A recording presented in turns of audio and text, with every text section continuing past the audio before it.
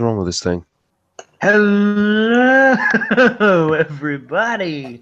It's me, the Grand Blue, the grandest of the blues, coming to you live at Talking and Chillin' Live.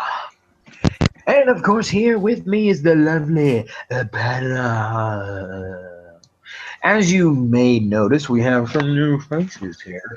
So we're going to go ahead and introduce everybody, starting with Molly Owen. Hi everyone. At least hope you guys actually been watching the top 10 that we did earlier on today. Hint, hint. And hopefully we'll have some fun tonight. Indeed. Next we have Retro Knight. Love it. It's Mike. There we go. Wait, what's going on? Retro Knight. Introduce yourself to the lovely people. What's going on, guys? Your boy Retro Now, your Oreo gamer right here, and we're gonna have a fun time in this talking and chilling with cats. Next up we have Cal. Hi, Kyle. What's going on? The Cerberus comes in as well. Kyle is a good friend of ours. We're gonna have some fun because we brought him in for a very special talking and chilling. And of course we have what's his face. Oh, damn. Hi, This kid my name is is our Cindy. good buddy. My name is Cindy. It's my first time here. I was kind of scared, but like, Wow. I thought maybe I'll meet some cute Wow. guys by being internet famous. I'm not gonna lie, Chris. Cindy is not a bad drag name for you. No. If we're talking about drag names, no, it's not Cindy. It's Cassie. Gone with Matilda. Because that's just funny to say. That's just funny to walk up to. Just like, all right, who are you looking for tonight? Matilda. You don't know what he's into when he asks for Matilda. You see, he asks for someone like Cinnamon and Diamond, and he's looking for a blonde with huge tits. But if you say Matilda, well, you kind of half expect some kind of big, muscular, red-headed German to pop up. Drunk Aussie. Something. He's like, I'm Matilda. No, everything Till Matilda. It's like, I'm You might be looking able for Matilda. Can you still hear me? Yeah, we can still hear you. Yeah. Yeah, we can sorry. see you. You're good. Just trying to get the thing to work. There So we go. we have a little bit of, we're going to go through a few stories before we get to the main topic of the night. So let's go ahead and start with The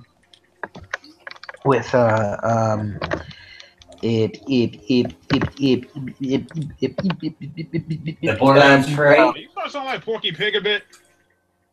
You know what? Yeah, let's go with Borderlands 3. You know what I mean?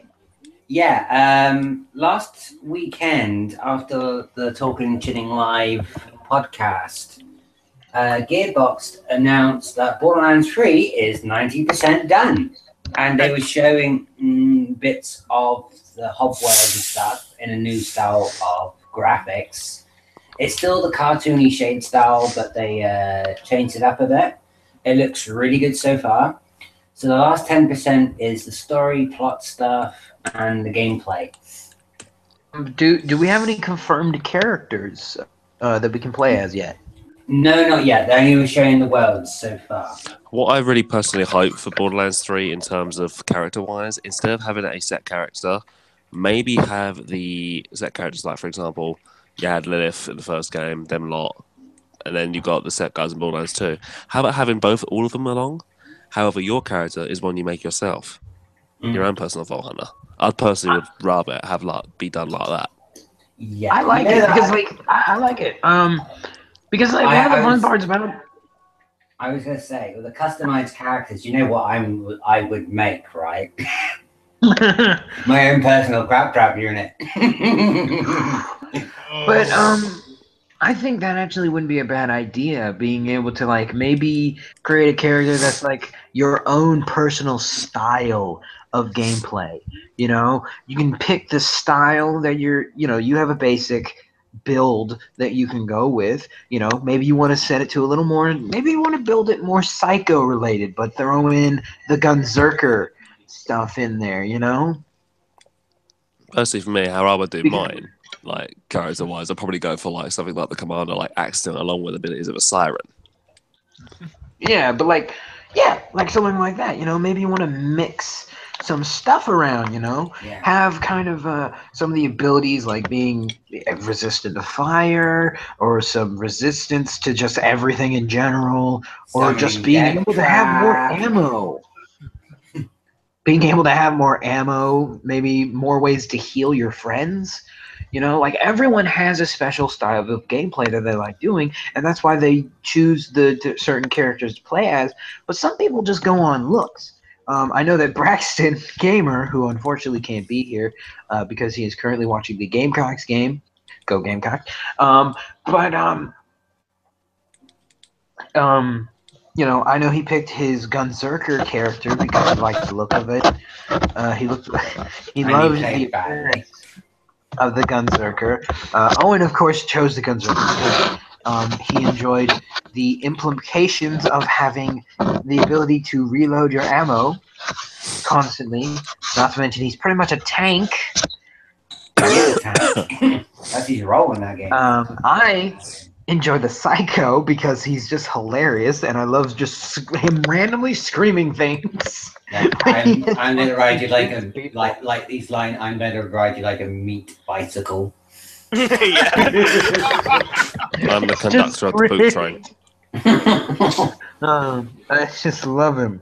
But yeah, like the characters, each one has their own like thing. But it would be nice to maybe mix and match some stuff. I hope they don't go too overboard with it. Maybe some more, I don't know, customization in clothing. I know that there wasn't really Definitely. much in terms of that. When you Yeah. picked your character, you It were was just kind of the color. stuck. And the head, that was it. Yeah, you were pretty much stuck with whatever you had. Like when you picked your character, you were pretty much stuck with like a given Outfit. look. Yeah. Yeah, a given look. You could maybe change the color scheme of it, but other than that, you really couldn't do much. Mm. So I kind of hope that they implement a little bit more with that because these characters have very distinct body types. So it would be interesting to maybe play around with it a little more. One thing that I loved about Borderlands 2, Owen can attest to this, is the Easter eggs Oh yeah. that they threw in the game. One that I had a kick with hunting for with Owen was the Minecraft Creeper. Easter egg where there was literally a part of the game where you had to shoot your way through Minecraft blocks and kill creepers, and he would drop costumes and a Minecraft gun. Yeah, sniper rifle, which shoots arrows. Which also, there's another one that gives the shotgun, which fires out fire blocks, which does quite a bit of damage. If you're a gunzerker and you do all those things, you're going to be doing a lot of damage. Yeah, and then you had like your character's head in the Minecraft style. Mm. Yeah. So you just Yeah. don't block it. They did have like other references, like the Teenage Mutant Ninja Turtles, as well as the Batman one.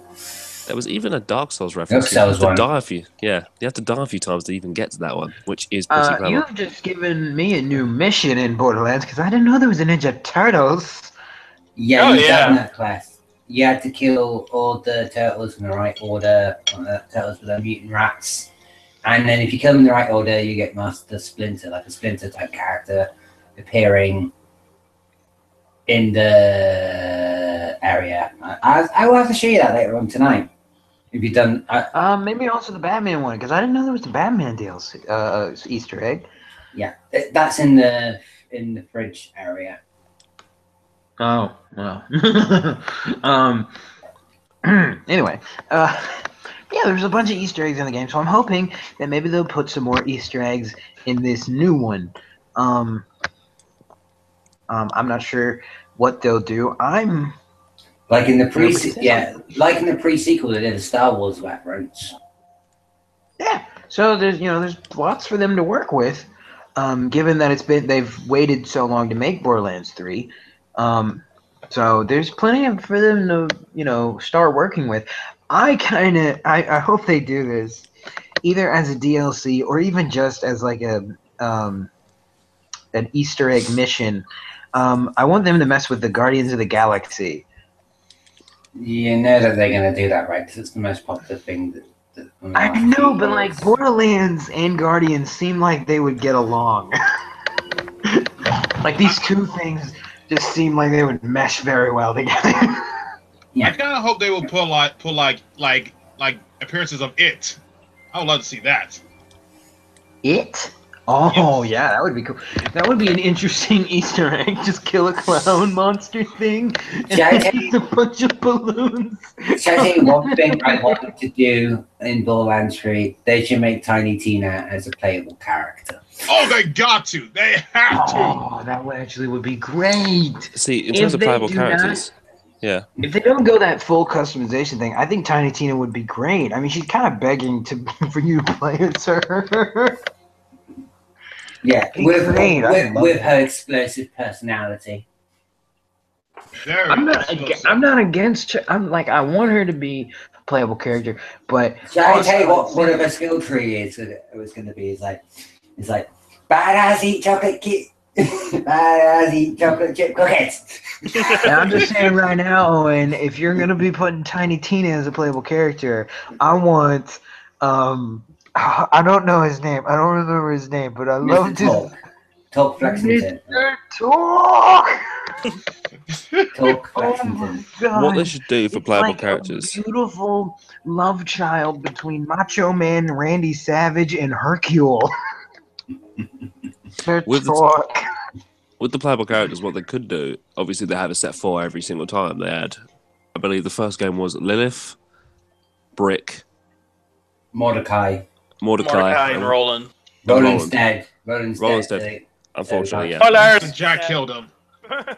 Here's what they should do. In Borderlands 3, they should have those 3 plus the 4 from Borderlands 2. So you have a choice of 8 characters, plus possibly a new one. The Necromancer, you've got a Psycho. What else? I don't know what else they could do, to be honest. They still have Athena. She's still alive. Yeah. You can have the pre-sequel ending as well as Scraptrap if they reprogram him back to his old Yeah. ways. They could bring back all those characters. I can see a lot of jokes they can do with Claptrap. Yeah. A lot. I don't know what happened to Sir Hemlock's sister because I didn't. I want her back. She's my favorite. Yeah, She's but just so fucking snobby. But if they bring her back, they're going to be a bitch fight between her and Sir Hemlock, like doing slappy moments. Slapping. I just love it when you focus on the sniping tray, when you focus on the sniping tray, and you get the building warning shot, which we can say if you miss, your next shot like deals more damage, and just like how she tries to pass it off like she did deliberately, like that was a warning shot. Yes. You know, with Borderlands 3, there's 2 things you have to keep in mind, though. One, there's going to be a return of Retro's favorite character, Moxie. Miss Moxie. Technically, Miss Mad Moxie. Hell yeah. Miss Mad Moxie. Damn right. One major thing I need to put in as well as the laser weapons. Because they were badass in the pre-sequel. There's actually some.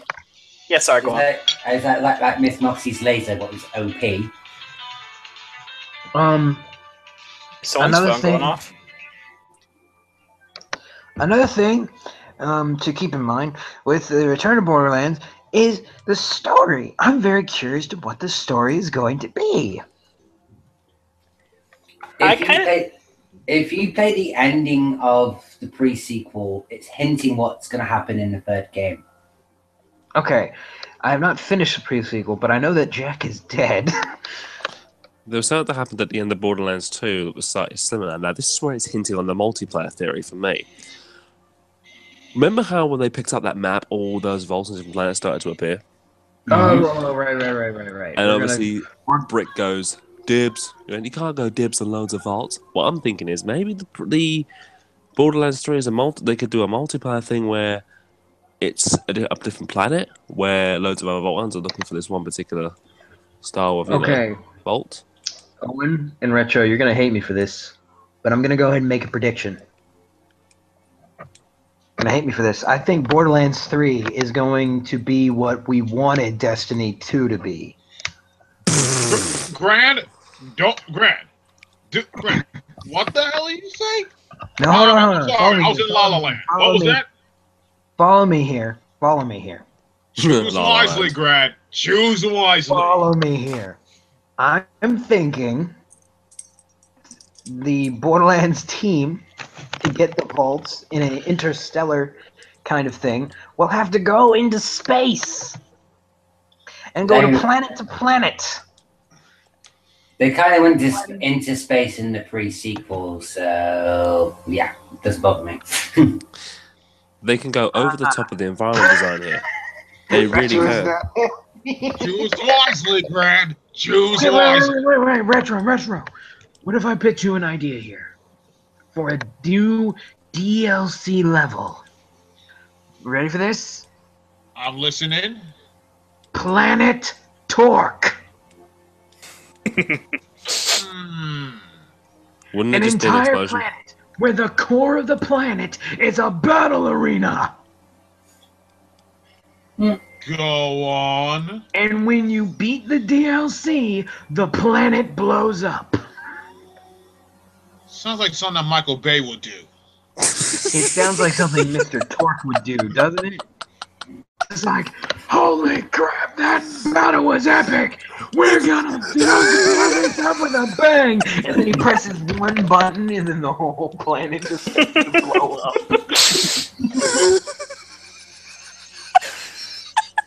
I get the strange feeling it's gonna be a cameo of Michael Bay. I just got a hunch.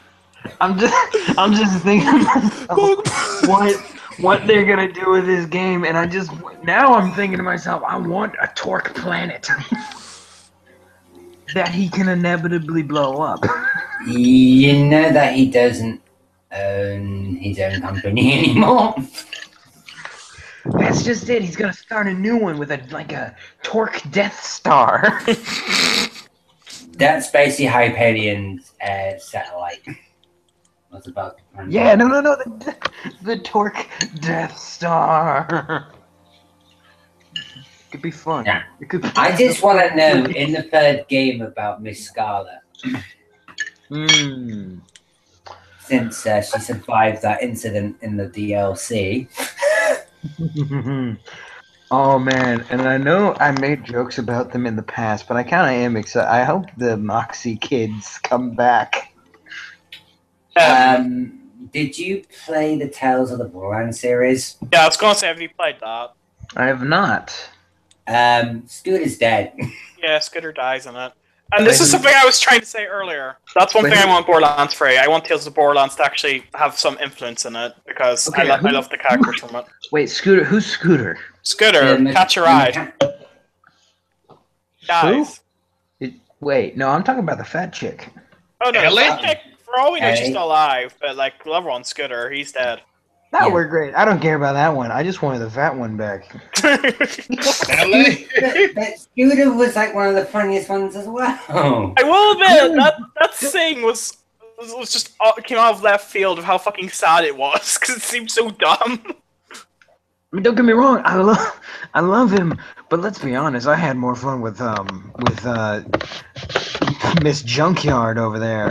I had more fun with her. Hopefully we get that little robot that turns into a Megazord. That'd be awesome. Oh yeah, I want that. That's what I want. If they go into space, I want a Voltron Easter egg. Yeah, there's a little robot from the Tales of the Borderlands series that turns into a Megazord. I love that little robot. It's so adorable. It's so innocent as well. I know. I just love the one thing where you just like walk over, it's like, Loderbrock, can you move this? And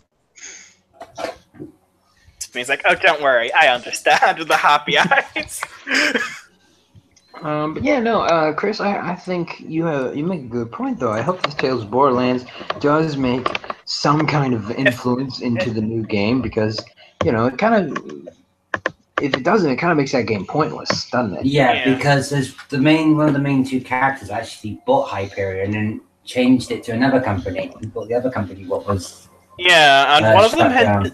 Everyone hinted at wanting to be a Vault Hunter, so like if we make it so we can't create our own character and you want to introduce a new cast, I would love for her to be a playable character. Ellie, wasn't I'm it? thinking to myself, now I miss Hyperion. Aren't they the guys who made the talking gun? Yes. Are you talking?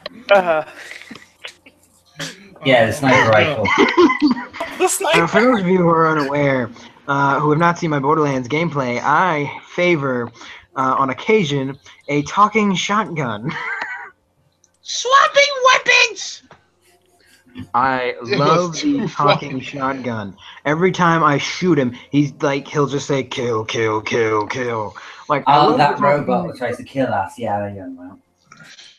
I love the talking shotgun, and I also love the talking.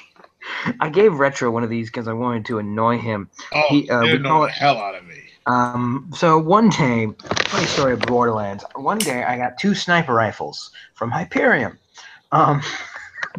These sniper rifles could talk. Yeah, try and get the overpowered 8 versions. They're just basically OP. I love that sniper rifle. That's the thing, though. They weren't very supportive. Whenever you missed, they would insult you. And they were like complain all the time and like just like, how could you forget to reload me? You were just a terrible shot. And I tricked Retro into trading me a really cool gun for one of them, and I named them Katie and Sadie. He got Sadie, thankfully. She was the really annoying one. It was in the Although, bay. now that I'm thinking about it, I believe that this gun will be appropriately named the ex-wife or the mother-in-law. If we get more talking guns in Borderlands 3, I will be very happy. Yeah, we did have a shotgun in the pre-sequel. Was Yes, Australia. the angry Australian one. Put him in me! I'm a fucking gun! Fucking gun! Okay, I will now play the pre-sequel just to find that gun. No, you better not give me that gun. My favorite talking gun was like the one with the conscience. It was like a sniper rifle, and you just like kill someone. It's like there's someone who's an orphan and they don't even know it yet. And No, that's what I'm talking about. Yeah. That's Cindy. That's freaking Katie and Sid. Like, oh man. I actually call that one Eeyore. Yeah, like I hated them. I hated them. Every time I would shoot somebody, they would either make me feel bad or they would insult me for doing it. God forbid if you missed. I call that shotgun the Eeyore. It's a mixture of Vegeta and Eeyore. But yeah, Borderlands 3, I hope that there's another talking gun. Hopefully the next one will be even funnier. Be less annoying, hopefully. Oh, yes. No. Excuse me, the being is perfection, okay? Okay, hold on. They should make... As much as I hate Katie and Sadie, they were a lot of fun, especially when I made Retro. Me and Retro had a fun time where we could only use those sniper rifles. You can have Sadie back. I don't fucking want her. No. You are keeping her, Daniel. Hell no. Okay. It's either that or I'm giving this to Mad Moxie. The choice is yours. Could be worse. You could have the drunk nuzzle. What makes you drunk? I have the drunk nozzle. You tricked me into going on that mission. Yeah, to get that so you can use it all the time. The gains your HP. It's not. It's not. One. I was going to say, 1, it restores your HP. 2, it's funny to hear your character hiccuping. I suppose. And 3, it's a slag weapon. Slag weapons are very important in the Borderlands franchise. Yes, well. I'll take that gun any day than freaking Sadie. Sadie was okay. She was good to you, and you wasted her. She was a pain in the ass. They're poor children on Pandora who cannot afford ammo. Why you go to couples gun therapy? Speaking of guns, that sniper rifle, I did use that for a while because every time we did something, it just insult you. Right? It was the best Like you shoot gun someone ever. you shoot someone in the head. Guilt. It's like, that's what I want after I kill somebody. I want Jarvis to make me feel bad. I want Jarvis's sister-in-law to yell at me like I'm an idiot. Sometimes you get off with that yelling. I don't know why. Let's move on, though, to the next one. Resident Evil. Yeah. Gold Edition. What the... retro? What is this? It's pretty much like an add-on to DLC for Resident Evil 7. Okay. But I have no knowledge of that thing. But maybe Owen might have. Negatory on that because I didn't know about this. Seriously? Yeah, I've just been focusing on like the latest Final Fantasy 14 news, but we just got last week's live letter event. Final Fantasy 14 is the best game. Fuck you, fight me. I don't think you lot should all get it. Yes, you all need to get it. We will hold you down and force you to play it. I would love to see you go door to door to the people's places just as a force them to play it. I would love to see that. I would want to see that too. Perfect would. Trust me. I don't care. I want to see that. Yeah. So what do you see, Grant? What?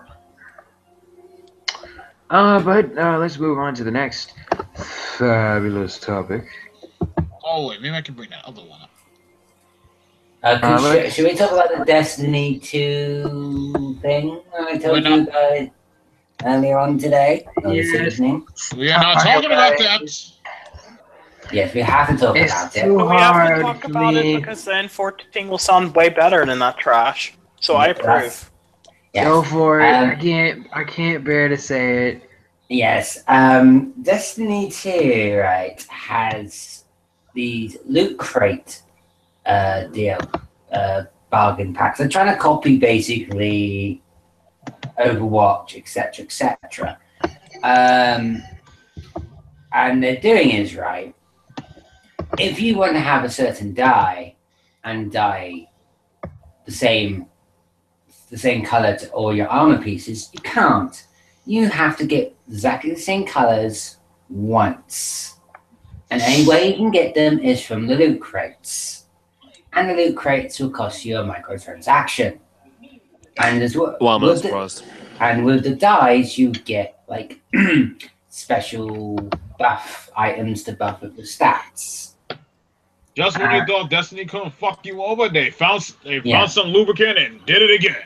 As well with the buffs and that, you will get emojis as well. Emojis? What? Like the Carlton and stuff like that. So they even had emotes behind it. Yep. I found out by watching a gaming YouTuber called Jimmy Sterling. He's infamously does gaming reviews, topics and stuff. Like last week, he did about the new Shadow and Mordor game. Was coming out soon. One of the original, and this is going to count as both of them. Actually, I'm going to count Shadow and Mordor's new game and Destiny 2 in the same thing. They made a new DLC character, what's an orc, what kills other orcs for you. Naming it after a fellow programmer who passed away from cancer. And they're making it as a DLC character, what you have to pay $5. Oh yeah, that fucking shit, I remember. Yeah, and basically none of that money is not going towards any charity, any cancer charity or his family charity. In certain countries of certain parts of the US, like Hawaii, etc. So the remaining few percentages will be counting to go to charities, but the remaining lot is not to go straight towards their pocket. They should have done this right, put that character in straight away into the game, not as a DLC character. As well, they are making you pay more money to get all the best stuff in the game. This is why I get peed off of these types of microtransactions in games. If you don't know your history, you are doomed to repeat it. Yes. But do you know what the problem is with this whole microtransaction thing? Now, this goes back on pretty much every single game that has it. I'm looking at you, Electronic Arts. If you're listening to this, which I doubt you are, but if you are, knock it off. You'd be surprised. Let's put it this way. Here's the thing.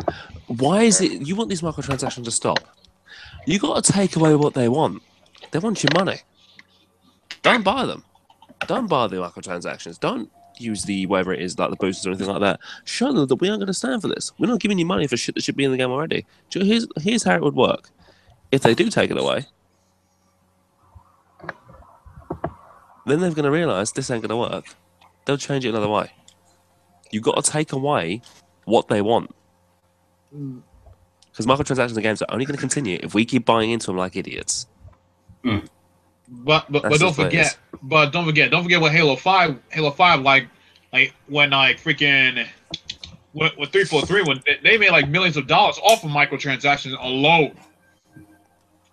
Yeah. Well, that was ridiculous. Halo 5, that game's trash. You got some diehard fans. Okay, diehard fans, if you're watching, Halo 5 is complete fucking trash. Halo Reach was better. Fucking fight me. No, Reach was better than 5. 5 is literally fucking shit. There are a lot of people that said Halo Reach was the worst. Halo Reach was not the worst. Halo Reach was good, but it wasn't the worst. Halo 4 and 5 are way fucking worse. No. And ODST is just an expansion pack. As I was about to say, ODST was the worst one because it sold that as a full-fledged fucking game. And it was a fucking expansion pack. That's basically what the fuck it was. Should have been a DLC added onto Halo 3, not a full-fledged game. Even Angry Joe turned around and said this is just ridiculous. The problem, they said, we got a year, let's make this game, go. And I'll do it, he said the exact same thing I said. That right there is the problem. Little time, little development, it causes the game to go to crap. And who suffers? Us, because we're the ones who buy it for full bloody price and end up falling for the same trick again. I can go on for days about this sort of thing. We know you can. But I don't want to. We need, the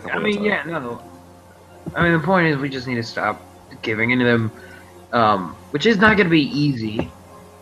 Sometimes things are just too tempting. Yes, they are. But what are you gonna do? Who's playing Kingdom Hearts? I could have sworn I'm hearing Kingdom Hearts. I'm not playing it.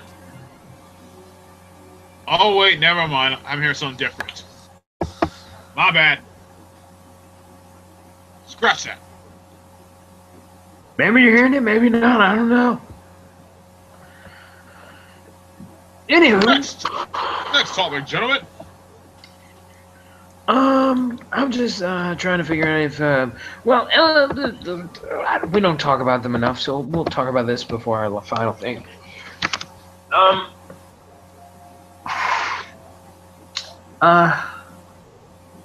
Nintendo Switch is coming out with LA Noire. Well, not just that. There's also being a remaster for Xbox One and for PS4 as well. For LA Noire. Cool. I mean, was the game really that popular that it deserves this? It wasn't. It wasn't like hyped up or nothing like that. It was decent, but it didn't like get hyped. Oh, no, I think it was hyped, and then boycott, but then it didn't live up to the hype, so everyone was like, "Oh, it's shit." At worst, it's definitely worth a buy for a video. But as for an actual game that I would buy like willingly, I don't know. Also, okay, so as you fabulous fans may know, and some people on the panel may know, I recently made a video about the top 10 toys that TVs should make. So I actually went out in the world for this video. I know, scary, the world. Lights, world. Moon, and like stars, and oh man, it was crazy, man. I saw trees. You smoking trees or something, my boy? I hear trees are very dangerous. They are very dangerous. They are. They fall on people. But I went out and I saw this and I actually found Star Wars has made this weird new toy. That's really weird. It's called a Force Link system. What it is this weird arm thing that you put on your hand, and when you play with certain action figures, they will actually talk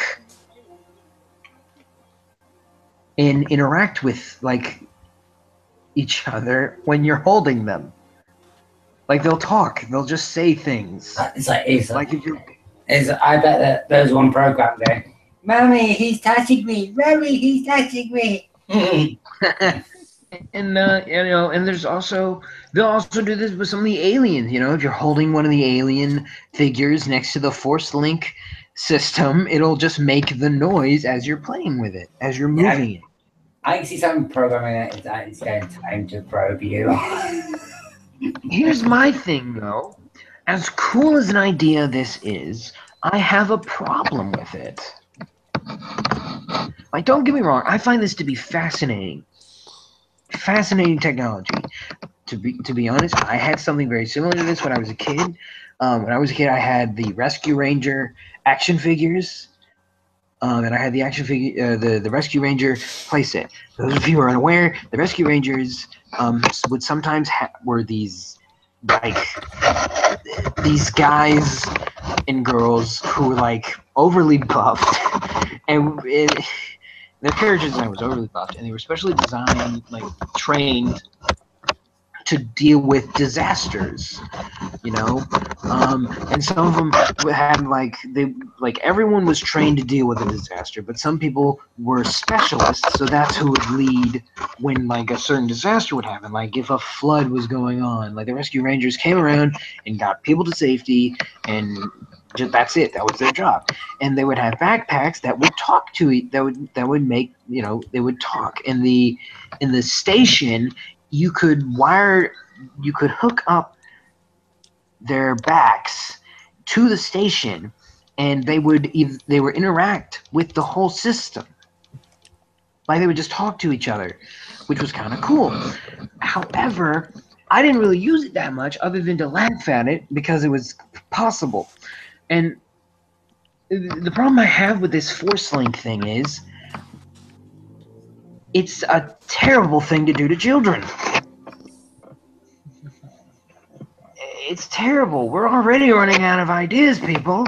We don't need something to imagine for our children. That's one of the best parts about being a kid and playing with your action figures is that you can make it up. You can have Kylo Ren not sound like Kylo Ren. He can just do stuff. He can be a good guy. But you got the Force Link saying stuff like, "You will join the dark side." It kind of ruins the game, doesn't it? Yeah.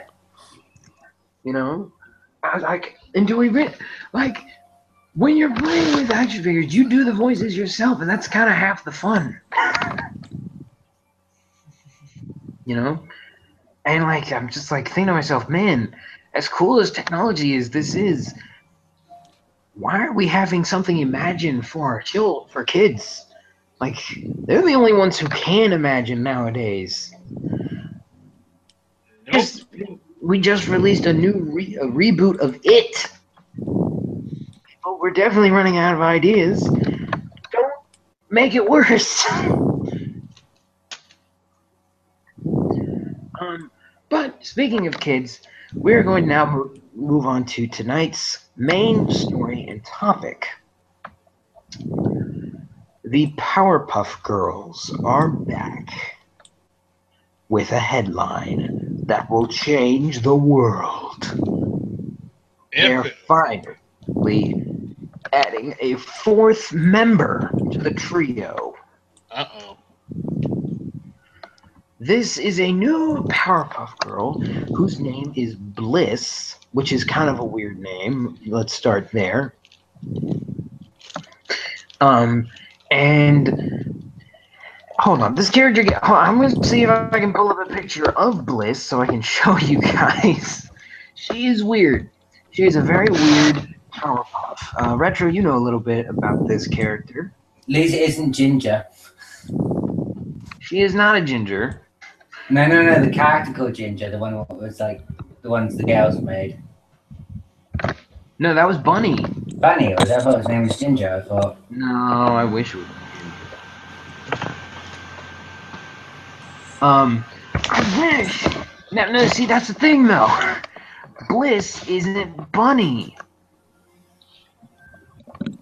And I'm having a problem with really surprised. Yeah, I have a problem with this as well.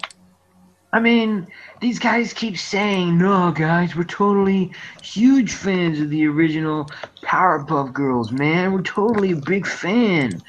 And now we finally get a fourth member, and we're thinking to ourselves, whoa, she's going to be wearing a purple dress.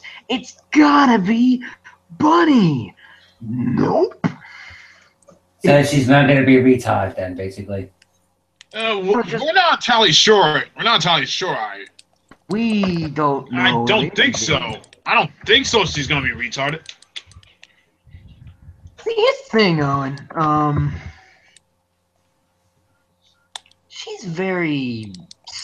Let's just start here. This character is a very dumb idea. Okay. I can't seem to pull up a picture of her. This makes sense. The episode with Bliss has only aired in Australia. For some reason. But to surmise, she has neon blue hair. Neon blue, long neon blue hair. And she's black. I can't make this up. Okay. Please tell me the social justice warriors then come on there and abuse the and just win ape shit over the directors. Please tell me they didn't come there. I'm not kidding you guys. The new Powerpuff Girl is black. I don't know. SJW's jumped it. They went No, in. I'm assuming. Hey, we don't know. Maybe Professor X decided to use brown sugar this time.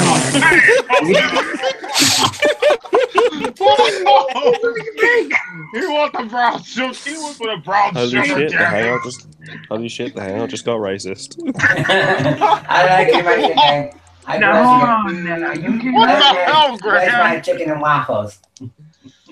You forgot Kool-Aid. Okay, first off, let's just start here. She kind of looks like the new Bliss. Kind of looks like a Powerpuff version of Nicki Minaj when you think about it. No, I'm not kidding, guys. I'm not kidding, guys. No. Grant, I need to see this to believe it. Boom, boom, boom, boom, boom, boom, basi. Cut that too, Bob. Oh, hell no. I can't pull up any picture of this character, but you have to believe me. This character has hips. I need to see this to believe this. Are they going out tonight because their hips don't lie? Hold on, this Powerpuff Girls, is this referring to Powerpuff Girls Z? That fucking embarrassment? Wait, hold on. Let me take a look at that. Wait, hold on. Wait. What am I doing? No? Wait, I'll go do a little bit of research. I'm telling you, man. Continue It's talking. not... Okay, I got her. I found a picture. Show me, Derek. It's a food picture that's made off of DeviantArt, but this is actually what she pretty much looks like. This is a very good to give you an idea. This is not what the actual character looks like, but this is to give you an idea of what she looks like. Where are you posting this, Caleb? This is to give you an idea. This is what we're looking at here. This is oh, here she is. This is the actual clip from the show. Oh my god. Wait. Wait. Whoa. Hold on. It's Retro Stream Girl. Wait, hold the fuck up. Hold on, wait. I need to take a good look at this. I need to take a good fucking look. Retro, look at this. She has hips. She has hips for days. Okay. Got hips? No, She's got blue hair dye? No. What the hell? No. What the hell? What's with the goddamn hits? What's with the blue hair? What's with the blue hair? What's with the large hips? What the hell is this? What is this? Okay, first off, let's break down this picture that we have here. This is the only picture that is anywhere. Let's break down the picture. Let's start with the picture. First off, we have. Let's start with the blue hair. Where did the blue hair come from? I want to freaking know. Okay, see, we have Blossom, Bubbles, and Buttercup. They have red, blonde, and black hair. Bunny had brunette, brown hair, which would have been fine on this character. It would have been fine on this character. It would have been totally fine. Instead, they went with the neon bubblegum blue. And if you'll notice in this picture, the hair actually has a shine to it. Kind of. I mean, you see that little streak in the hair? That's lighter. That's more white. Oh my god, she's Nemo.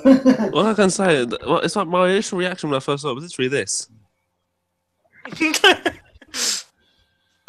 Really? Like, all she's missing is nerdy glasses and a laptop, and she's basically a Tumblr feminist. That's what I'm saying. Now let's move on to the next step. There is no way to help. She's actually taller than the girls. She also fatter, because that's part of the Tumblr feminist ensemble. She has a bigger head. I don't even know how that's possible. Because she's got all the right junk in all the right places. Okay, Caleb, stop judging. No, she does not. Wait, her eyes are bigger. Wait, I got one question. Since it's gonna be the 4th Powerpuff member, do you think there's gonna be a 4th Rowdy Ruff member? Now hold on. Now, has the Rowdy Ruff Boys even made an appearance? Nope. Have they not made an appearance in the new series? Z? No, not that I know of. No. He's talking about the new reboot of Powerpuff Girls. Have they made an appearance? Has Mojo Jojo made them? I've never seen it, so I have no freaking clue. Because the Rowdy Ruff Boys have not made it into the picture, then there will be a beginning of 4 of them if this character stays. So let's break this character down a little more. Her head, like everything about her, is bigger than the original girls. Maybe Professor Utonium doubled the recipe. Don't know. If you say brown sugar one more time. Wait, hold on. Oh, she can become. Oh, maybe she's from the future. That is the next thing we have to address. Now that would be logical enough. That's a logical thing. Here's the next thing we have to address. She is, in fact, black. You gotta admit, though, this comes out of left field. I still blame social justice warriors for this. I still blame. You know this comes out of left field, though, right? Like you're feeling that? Like a real curveball just came out of nowhere and just smacked you in the face. You see, what I think the reason why they've done this is, like, as in you mentioned SJWs and social justice warriors, they've probably made it a black girl so they don't get the backlash if they made it a white girl. I'm just saying. Well, that's most likely it. But if they did that, they would have to make a Chinese one and an Indian. And the she-male. Don't forget the she-male. Oh man, Professor Utonium just trying to collect them all, isn't he? Trying to collect them all. Crap, that's put a very disturbing image in my head right now. Look like he was tired. Look like he was tired of oatmeal, and he wanted to taste the brown sugar. Damn it! Yeah. You don't know. Hey, you said it now. Needs. Come on. He has needs. But like, okay. Yeah, he would need to put curry in it in the next one to make an Indian one. Okay, Owen, I just kind of want to know what would he put in to make an Asian Powerpuff? You get the dog. Sweet and sour. Sweet and sour. You got the egg roll as well. No, sweet and sour sauce. She goes, do I get paid now? Good, can I get paid now? But yeah, so it was brown sugar, spice, and everything nice. No. And we it would be everything nice. It would be everything damn nice. You know what? I actually am thinking. I'm thinking to myself, Professor Utonium, if he made this, he had to change the recipe to brown sugar, chicken and waffles, and Kool-Aid. No, Owen.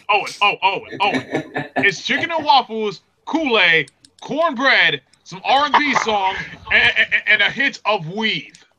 Put that all together. No, guys. The recipe to make Bliss is as followed. It's Brown Sugar. Go on. Spice Girls. Wait, what? Wait, follow me here. Everything Noise. And Professor Utonium accidentally added an extra ingredient to the concoction. It's R&B mixtape. I know you're going to say R. Kelly mixtape. Kool-Aid X, which is why her hair is blue. Kool-Aid X is the reason for it. What? Why is it shiny then? It's great. Brown Sugar, Spice Girls, everything Noise, and a little bit of Kool-Aid X. And we have the Powerpuff Bliss. Now, to tell you a little bit about what's going on here, the Powerpuff Girls have not gotten a lot of good ratings. They really haven't. So that's they really haven't. Making a new character. It's just like the same thing with Fairly Odd Parents. Well, when they started going down, they had to bring in the freaking dog, which we will never talk about again. No. When they started going down, they brought in Poof. And then they kept going down.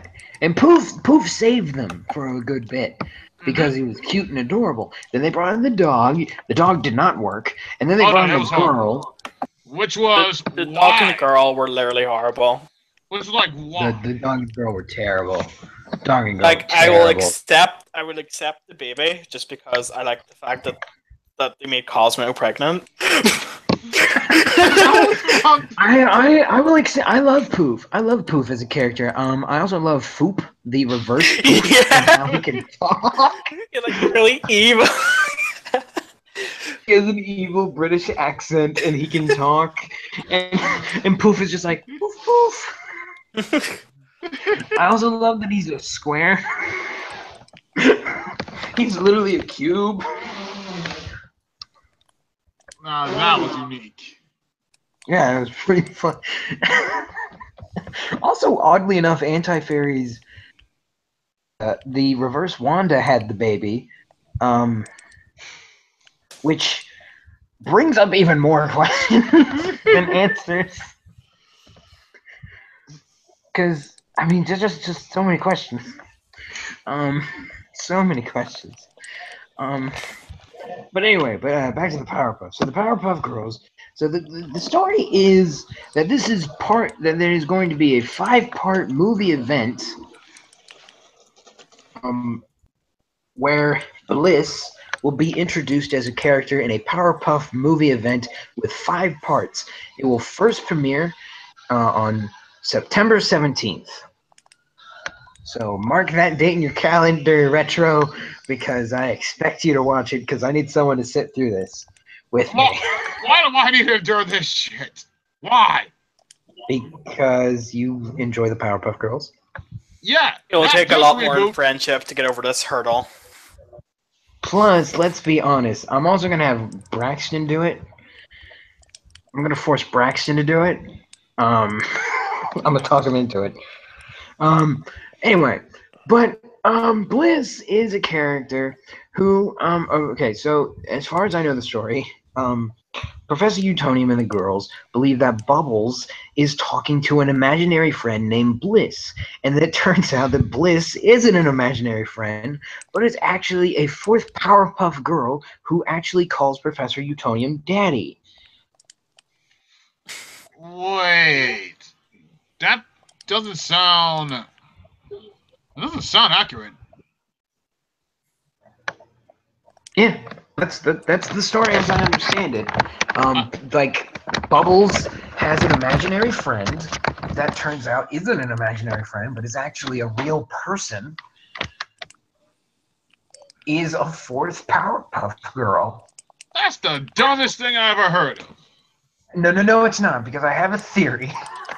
It better be a good one, because there's no way you can defend this. Is this Bubbles' online Tumblr persona? Because I can also believe that. Okay. No, not a complete. Not a complete. When I talk about this, I'm also going to ask a question later. But first, let's start with my theory. Now, Owen, you have a theory, and I would love to hear that after this. Yeah, he said he'll be right back. What theory is that? Well, you said you had a theory about why Bliss exists. I said time traveling. That is not a bad theory. No, that's it pretty does good. It's a pretty good theory that maybe later down the line, another professor, after the Powerpuff Girls inevitably die, I'm assuming they're not immortal. No. I'm saying that the Powerpuff Girls were more grown up. They had a kid. One of them had a kid. Maybe. I'm assuming the Powerpuff Girls are perishable. Seeing that they're made of sugar and spice. We know that they will eventually age, so they will inevitably die, and a new professor will have to make a new. Since she's larger, I'm assuming a super Powerpuff Girl. Named. They double the doses on. Yeah, they double the dose on her. No, they added lard. Maybe. And then send her somehow to the past to meet the original Powerpuff Girls, possibly to teach her how to use her powers properly, or something like that. Or maybe she just wanted to meet the Powerpuff Girls. Because bearing in mind, there was one episode where they did travel forward in time from going too fast. You got to take that into mind as well. Oh yeah. There was an episode where Professor Utonium did build a time machine. That Mojo Jojo used to try and kill him and throw him into a volcano. Yeah. But my theory here is that Bubbles actually did have an imaginary character named Bliss. I mean, look at this thing. We have blue hair. It's huge. She's huge. I mean, it looks something like Bubbles would imagine this on. I think that she did have an imaginary friend, and him, the evil demon homosexual, we don't know what the hell he is. He's the homo demon personified. Homo demon, the homo trans demon, him has decided to not only bring to life Bubbles' imaginary friend, to use her to not only gain the trust of the Powerpuff Girls, to inevitably betray them and try to destroy them as him tries to take over the world. Again. I got a few problems with your little theory there. Go on. Okay, for one, like you said, when Bubbles would create her as an imaginary. Well, you all know that Bubbles is really a huge fan when it comes with animals and creatures, all that stuff, and she will imagine something like that. Like remember the time when Bubbles did was helping the Powerpuffs imagine like some other character to defeat this new imaginary enemy called Patches. I remember that, yeah. Oh yeah. Yeah, because we know that Bubbles has a knack for like creating like animals and all that stuff, but never a human. Second theory. You said that him might be responsible for this, but Him has already tried that and he failed. Yes, he tried it and it freaking bombed. Like how is him gonna put a spell on this Bliss character and then somehow in the end she turns good? No. It won't add up. Other fairy. You remember the original series of Powerpuff Girls where this guy made his own versions of them? And they were a bit like rejects that exploded. Yeah, oh, wait a minute. Now, that could be one of them. That could be one good theory. She can be the survivor of those reject Powerpuff Girls. Now, hold on, Peep. Now, hold on. I have to clarify this. This is a reboot. Is it a continuation? Oh, yes. Wait. No. Wait. But then again, it's not a reboot. It didn't say it's a reboot. Okay, is it a continuation? Yes. Okay. If it's a continuation, then yes. Retro and Owen, your points do stand. Because I'm thinking to myself, wait, I was under the impression that this was a reboot series, and him hasn't tried this yet. Here's the thing. Obviously, him in the original series, if you remember, tried to take control of Bubbles' imagination, as she usually does, with the toy she had, the little toy. It's true. It's not like him hasn't tried this before. This is true. Him has failed in the past with this. But if anyone was going to throw this together, if anyone was going to do it, it would have to be him. Don't get me wrong, the time travel thing does make sense. I'm just so confused because this is a movie. This is a movie event, and I'm just thinking to myself, who's the heavy hitters? Who are our heavy hitter bad guys to make an appearance in this movie? In this movie event to be our bad guy? We have him, of course, and Mojo Jojo, a classic. I had never figured he would be the villain of the movie since he's originally from another show we don't like to mention, who they did have a cameo movie special together. Wait, what are you suggesting? What's his name? Who controls the TV airways? Control Freak? I highly doubt Control Freak has anything to do with Wait. this. I want to be coming up with something. Because don't forget, because when they made Teen Titans Go and the Powerpuff Girls, when they made that can also be a possibility as well. Hold on, no, it is not a possibility. Because you have to keep in mind one very important thing. They live in alternative universes. Yes, but don't forget, Control Freak likes to watch any show he wants. That is true. However, Control Freak exists only in the Teen Titan dimension. Yeah, but he has no control over the Powerpuff Girls. But he could do, since they did a special cameo together. Mm-hmm. It's possible, but I'm not going to put this one on Control Freak for a few reasons. One, this isn't his motif. And he has no reason to do this to the Powerpuff Girls. Yeah, he does. He would, because he'd be like, your show, this version of the show stinks. People want the originals. Here's a new patch. We make it to improve your ratings. Here's one for you. Just like what they did with. Well, we're never going to talk about it. If they do this, I feel like Control Freak is just too obvious of an scapegoat for Cartoon Network. If they do that, I highly doubt they'll do that because they did the crossover with the two once, and it just seemed forced, in my opinion. Mainly because the Teen Titans didn't even act like the Teen Titans. They just acted like their stupid versions again. And then even the Powerpuff Girls were just like, really? That's just... You guys are stupid. There's one... But what do you got? What have I got? My theory is, do you know how, like, the original... There was an episode where the girls took Chemical X and gave it to one of Professor Utonium's college friends. Remember all those ones he created? The rejects. The rejects, right? Now, supposing those rejects, they all exploded, right? Maybe. No. Wait. The explosion. No, they didn't. The explosion within all the Chemical X inside those girls, the reject ones, created bliss. I'm trying to remember. Did they explode?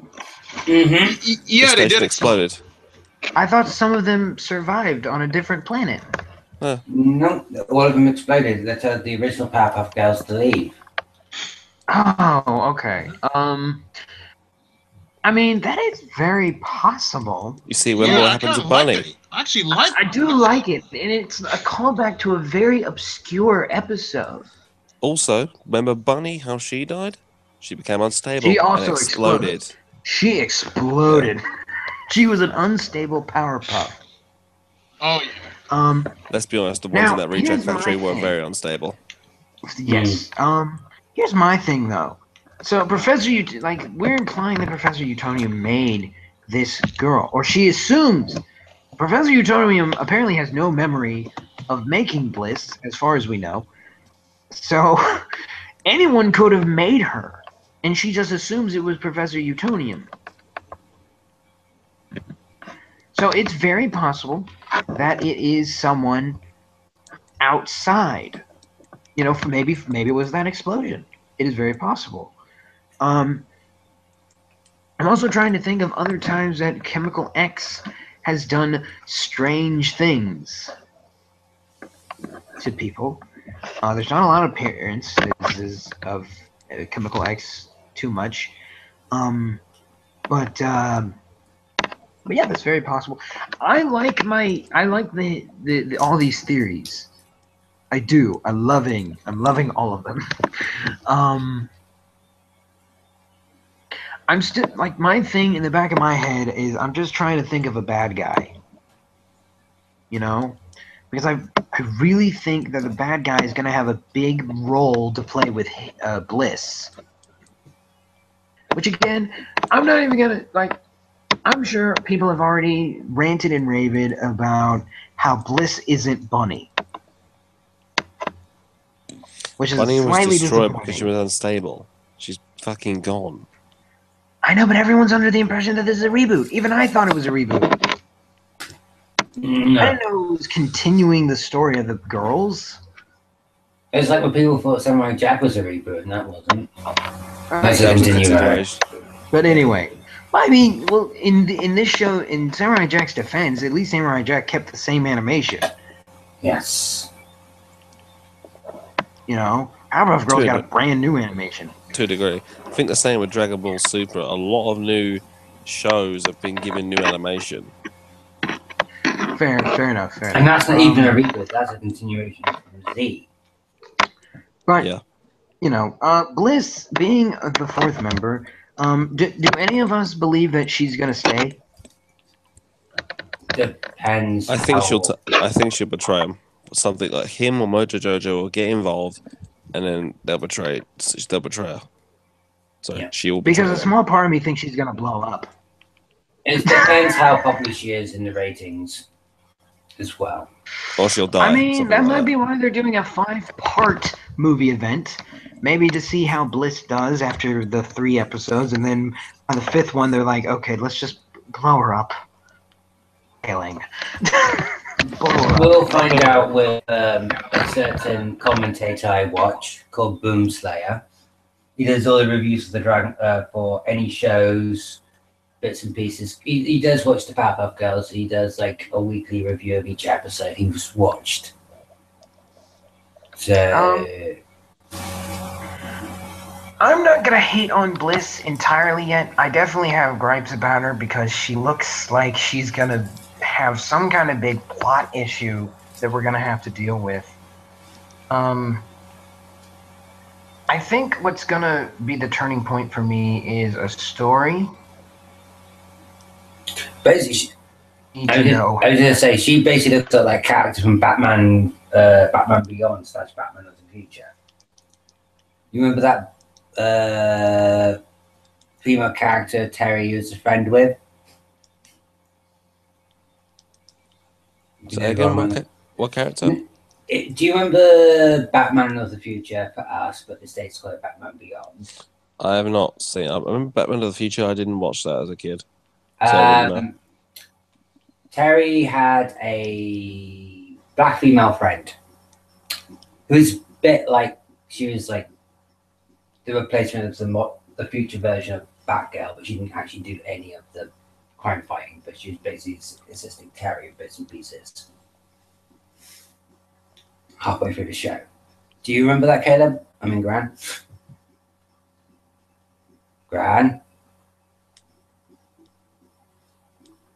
Okay. Is everyone still here? He just disconnected. Yeah. No, I did. It's like, I did not send him to the Shadow Realm. Don't look at me. I did not didn't send him to the Shadow Realm.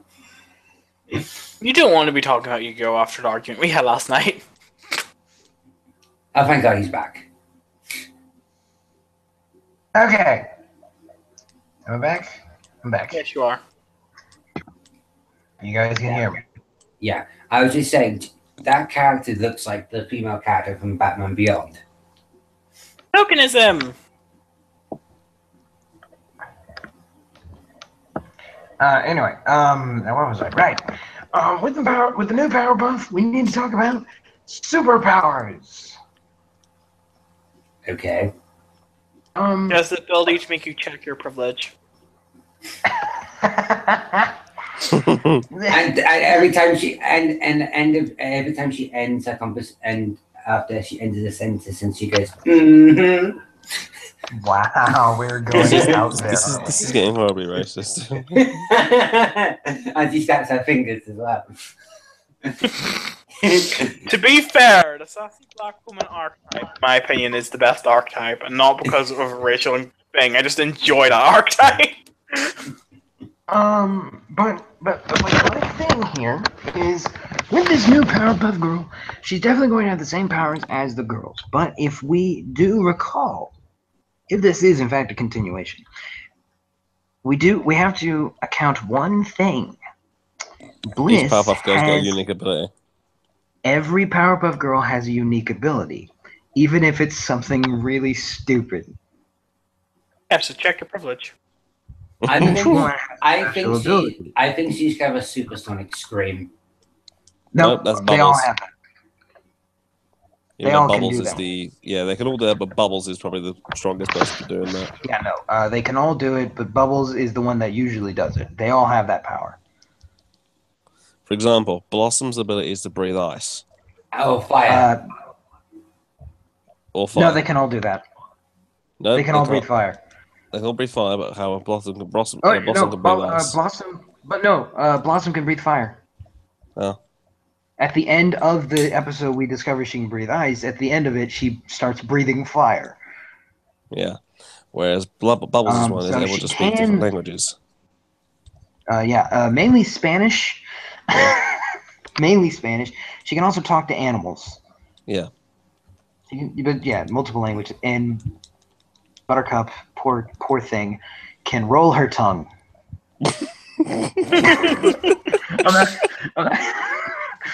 That's a useful ability. That's it. That's a useful ability because once in a blue moon you come across a person who can't do that, and then they're like, no, it's just like everyone in Townsville. No one in Townsville can do it. So Buttercup in the episode just go,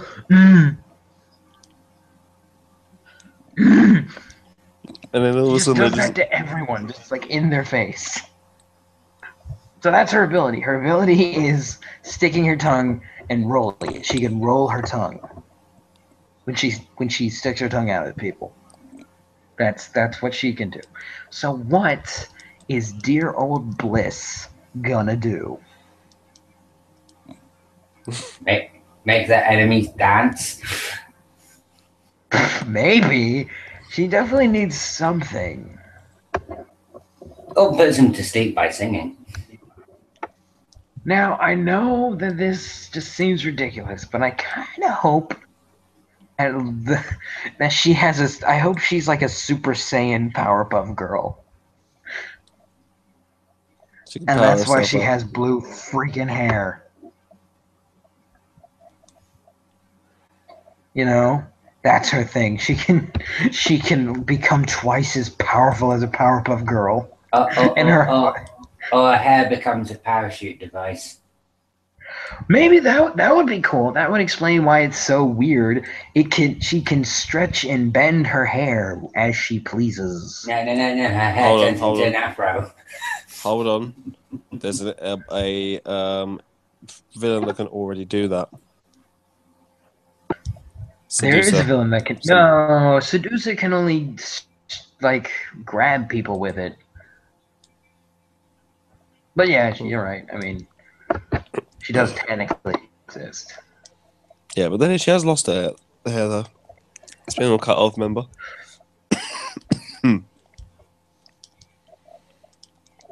I'm thinking, villain-wise, you've made a point. I mean, it could be a Powerpuff Girl that him creates. I mean, him could pretty much do anything. Yeah.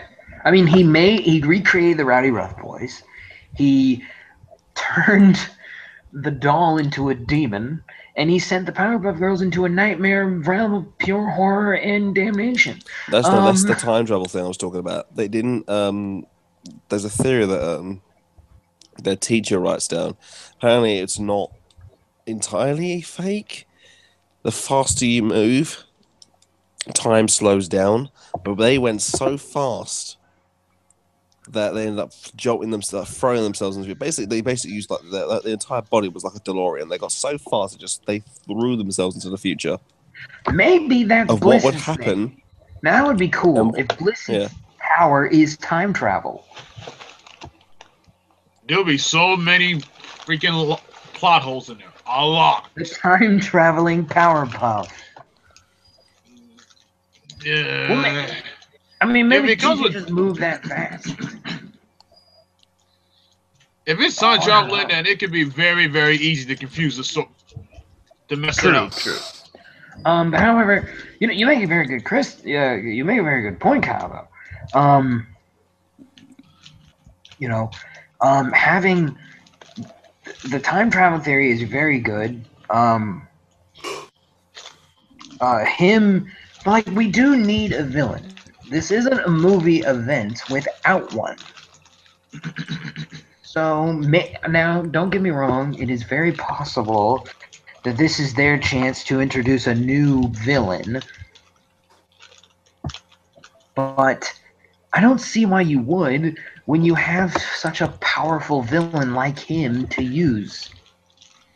Maybe they can have someone that's stronger than him. Maybe there's one. That's possible.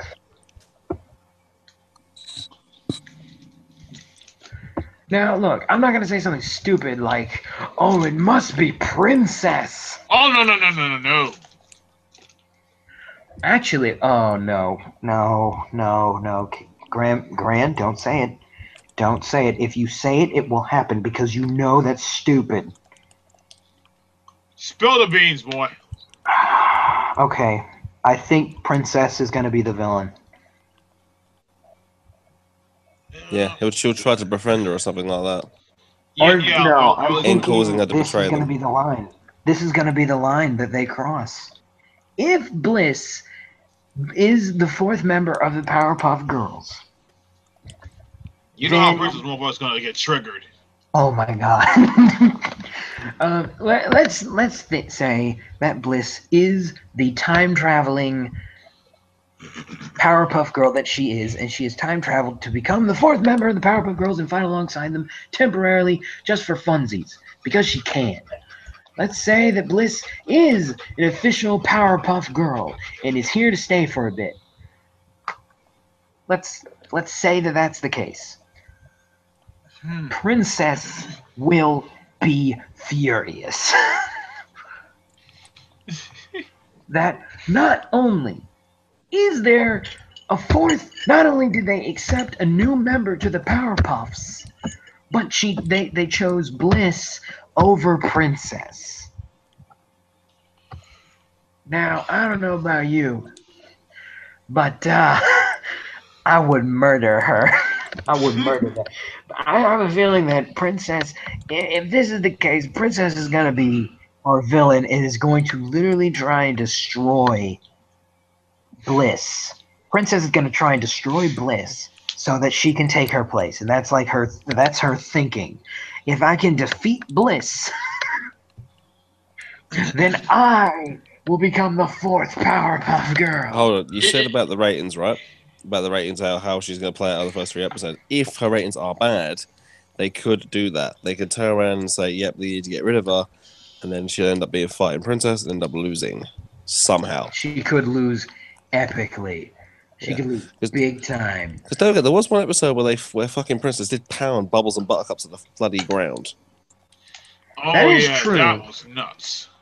I mean, however, it took a lot of doing to get that done. Now, one-on-one, Princess might be able to take on the Powerpuffs. Actually, no. There's an episode where Princess defeats Buttercup and Blossom. No, I'm thinking Bubbles and Blossom. Because Bubbles Buttercup was not there. What? Buttercup was at the roller derby. Wait, what? I know that episode you're on about. Yeah. So as just when the trio is split up, is capable of beating them. So it is very possible that if ratings go bad, Princess can defeat Bliss, and instead of being accepted by the Powerpuff Girls, the Powerpuff Girls will beat the living crap out of Princess. Or we'll just have another epic battle with the Powerpuff Girls and Princess that'll inevitably end how exactly you expect it to. That would fit well in the story. That would actually fit. Yeah, it would fit. And don't get me wrong, I'm gonna give Bliss a benefit of the doubt because, you know, I'm not gonna say that a fourth Powerpuff Girl is bad or good. It definitely has the potential of being good because, you know, we were all ready to accept Bunny.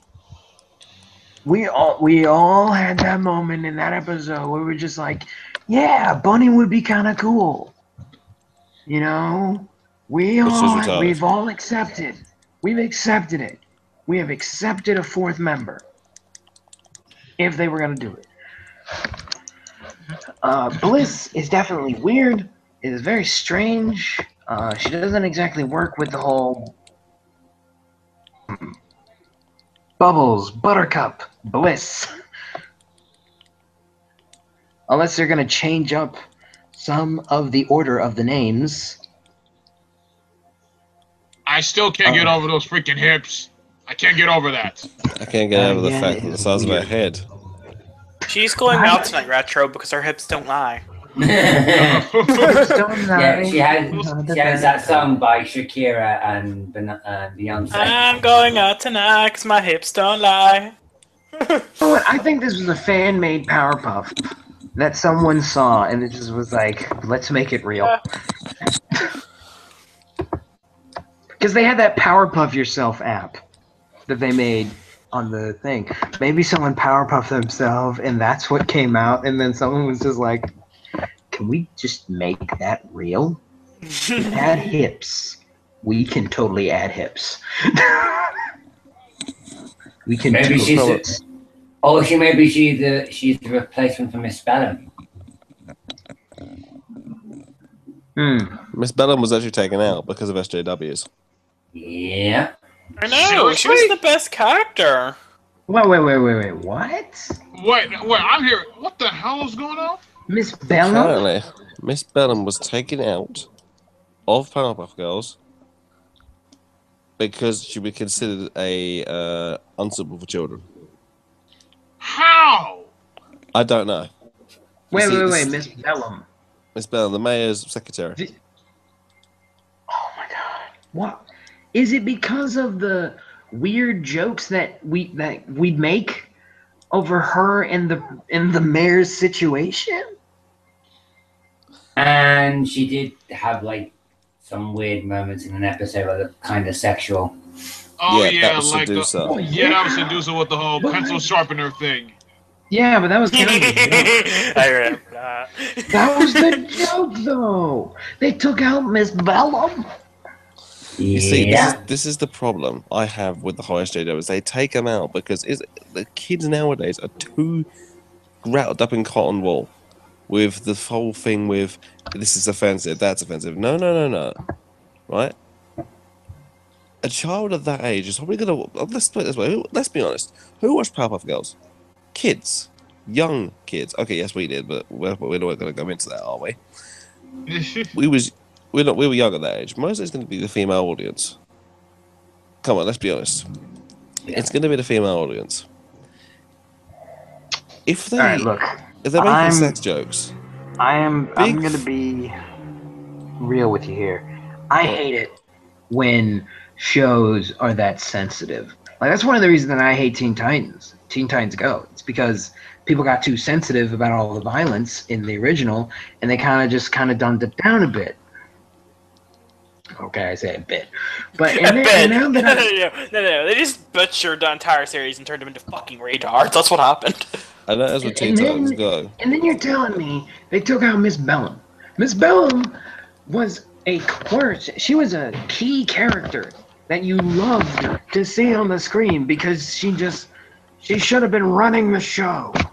There's one thing I do need to mention with this whole series. Is the show being created by the same producer, as in the same director, Lauren Forst? Is she the same one who's doing it? Because she has had SJW backlash from one of her other shows. Whoa, what other show? Right, now, I'm not in this category, so please don't associate me with it. I know someone who is a brony, right? Go on. There was a character in My Little Pony called Derpy Hooves. Now, you know what the word derpy means? It means retarded, right? Go on. Parents complained because they figured out what it meant and they wanted the name changed. So, Derpy Hooves was renamed to Ditsy Doo. To make it sound more childlike. But Derpy Hooves, it's funny. I actually was almost tempted to watch it. Because derpy is another word for retard, and obviously you know what parents like with offensive words. It's not offensive, it's just that they consider it offensive. Oh, that's why it's not Bunny, because Bunny was kind of special. Exactly. There you go. There you go. Is making fun of someone who's retarded. Well, I mean, it's not even that. Like, wait. Now I have a new question. Oh no. Good. Oh no.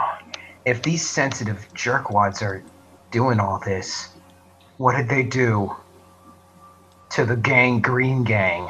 Oh, that's a good thing. I don't think. Kyle, what did they do to Billy? Oh no. Oh, you can't take Big Billy out. He was the best out of the gang. Big Billy and Snake. Yeah. Everyone loved Big Billy. He was hilarious because he was stupid. How about the one that look? I'm just thinking to myself. How about the one I don't think they'd take him out because his gimmick was the big, tough, stupid one. Yeah. I know, but he was like a level of stupid that was like mind-boggling. How about the one looking that basically makes his eyes bend? He looks like an eagle. He's a Cyclops. Well, no, he's a Cyclops, remember?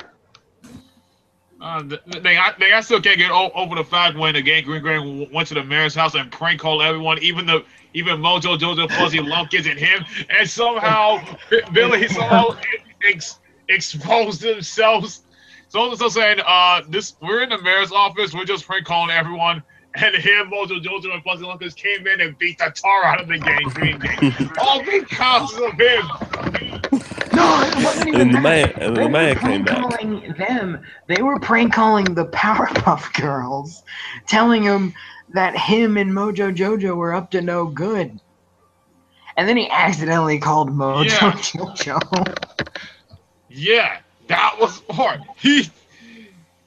It was just like, the Powerpuff Girl, you need to go get him. He's causing all kinds of problems.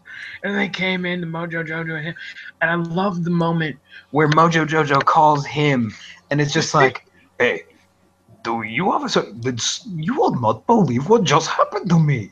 Did the Powerpuff Girls just crash into your place too? Yes. It's so weird. I was just minding my own business, doing nothing evil at all, and the Powerpuff Girls just come in and break everything. The same thing happened to me. They got me in my birthday My whole life has been centered around them now. What about Fuzzy Lumpkins? They got me in my birthday suit. And it's just like, oh, don't worry about that. We're just prank calling the Powerpuff Girls in the mayor's office. It's like, really? The moment I first heard it, I'm like, oh shoot, he's blown in cover. So, you boys like pranks? Well, I have a couple of punchlines for you. That was my favorite. That was one of my favorites. The thing about him is he can go from like the most ditziest freaking thing on in this series to the most evil, sadistic demon. I would say bitch, but that would do. It's like, well, you can't say bitch. You can't say. It's like one scene that creeped the crap out of me when I was a kid. Do you know when he takes over Bubbles' doll? He's in the bath. Oh yeah. He gets so angry the water turns into fucking lava.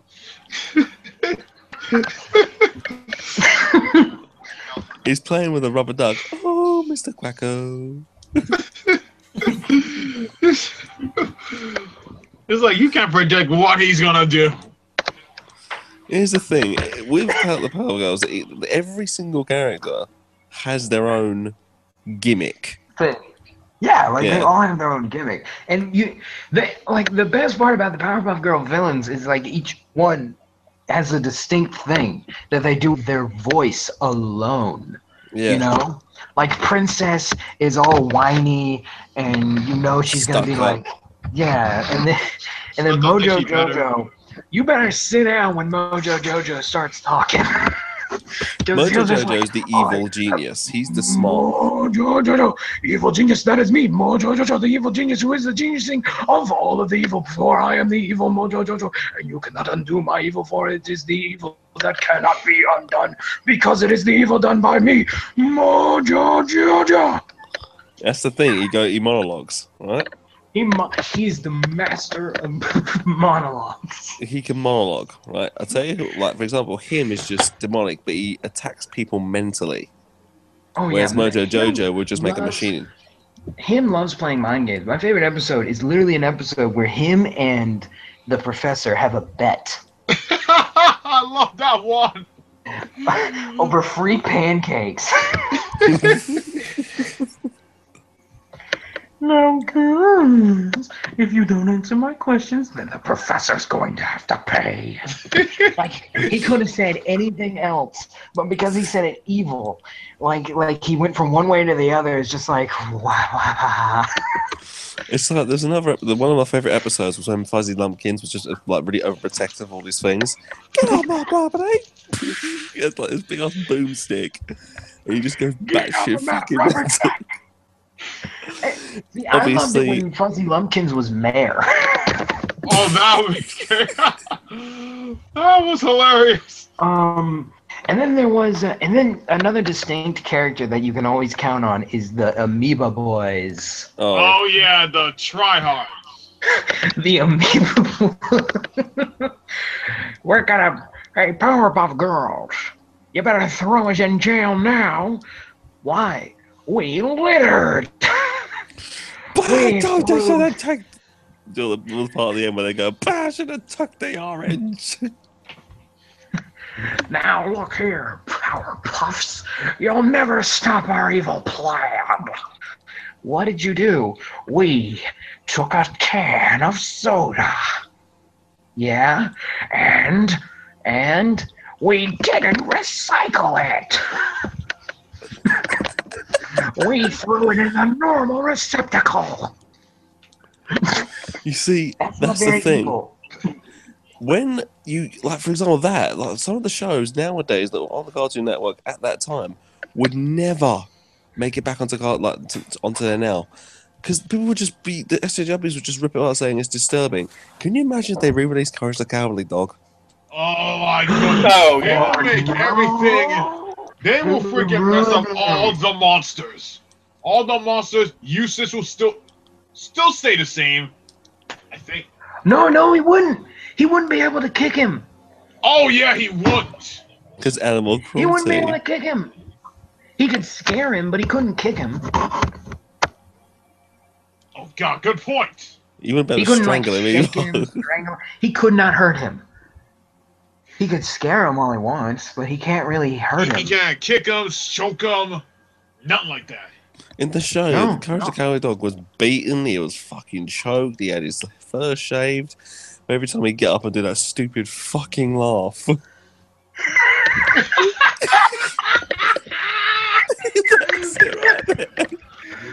The things I do for love. What do I do? What do I do? And then there's like monsters that just like would never have made it. Like I don't think Cats would make a very good appearance. Well, he would, but he like be more like, how do I say this? Not the spider episode. No, but like less like insane. Definitely. Sport before dying, dear boy.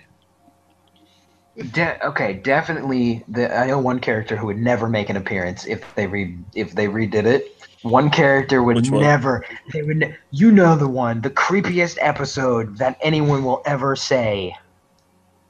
The Shave. Oh, Fred. Oh my God! I once knew the most adorable little hamster. He was so cute and fluffy, and everyone loved him. But then I was naughty, and then shaved. That smile creeped me the fuck out. I had nightmares because of him. That was a messed up episode. We think ourselves lucky. Go on. I just say, imagine they did that with Ren and Stimpy. Oh no, Ren and Stimpy. Oh man.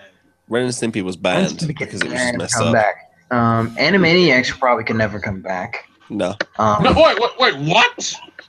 My favorite line from that, and I use that line every time when I see a certain someone. Let me put it this way: the Animaniacs got me through my geography class in primary school. Okay, hold on. America, Canada, Mexico. The guys who constantly said "Good night, everybody," with their constant innuendos and jokes like that, would get on air. But that's the crazy thing about it. It was so sneaky that no one even noticed it. And need I remind you, hello, nurse. You can't say that. No, you can't. I can say that. I can say that. Only I can. But can you forget that? But didn't you forget that Dot actually said the same thing to freaking Dr. Scratch and Sniff? Oh yeah. Dot said the same thing. What about my favorite episode of the Animaniacs, which I doubt they would ever, like if they came back, they would never make an episode like this. Is the Bumpy episode. I think that was his name. It was the Barney parody episode. Wait a minute. I think I know what you're talking about. I know. Yeah, and they ended the episode. It was just like, he won't die. We can't kill him. He won't stay down. We have no choice. We have to give him. We have to surrender. No. I know we have to. He just won't die. It's just like, I love the Anvil song. Can we sing it again? No! All right. Wait, that was like Wacko's Wish, wasn't it? I forgot what it was called, but it was a movie, wasn't it? No. I know what you're thinking about. When you think of Anvil, Yakko did inherit the throne to Anvilania, where they invented the anvil. The movie you're thinking of is Wacko's Wish, which was a weird parody kind of thing where all the characters from Animaniacs were in a very slum, peasant-like town where everyone was poor and being taxed, and Yakko makes a wish, and then it turns out that anyone who makes it to the wishing star and puts his hand upon the wish gets one to wish, and then everyone races to get to the wishing star, and everyone has their own wish. Yakko want to wish for a surgery thing for their sister Dot, and a better life. The Professor Scratch and Sniff and Miss Bouvier want to make the perfect elixir, the perfect fixer elixir. The cat and dog, whose names I don't remember, want homes. Pinky wants to live his life with his lover. I can't make this up. I'm only saying this because that's pretty much what it was. And Brain, of course, wants to rule the world. That's one show that should bring back Pinky and the Brain. That show was awesome. Pinky and the Brain was a lot of fun. Oh, it was. Although they had a lot of Animaniacs humor, especially in one episode. Is a country music singer, which I love that episode. And it's just like he's sitting next to Paula Deen, I think. Wait, who was it? Was it Paula Deen? Who was the one who had the show in Myrtle Beach? Country singer. She was on Miley Cyrus once or twice as a guest star. Dolly Parton. Dolly Parton. He was sitting next to Dolly Parton, and she was like, "Man, you sound pretty good." Yes, and it appears that puberty was very kind to you.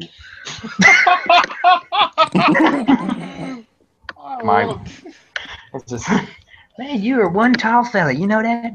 Yes, and it appears that puberty was a kind fellow to you in your youth. And she's just like, well, I can't deny that.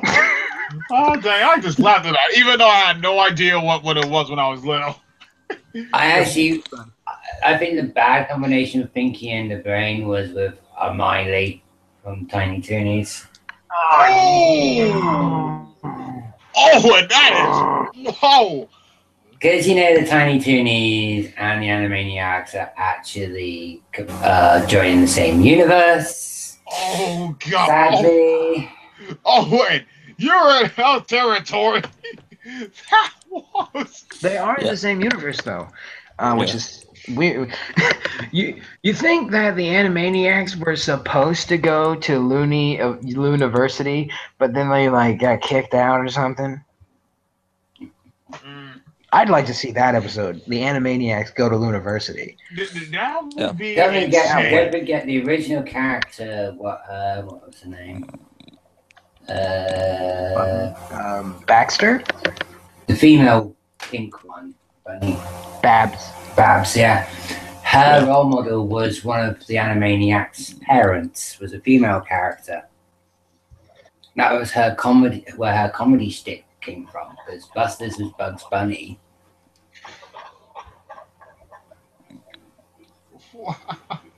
And when everyone was watching that certain character's cartoon, she was just came back out of nowhere.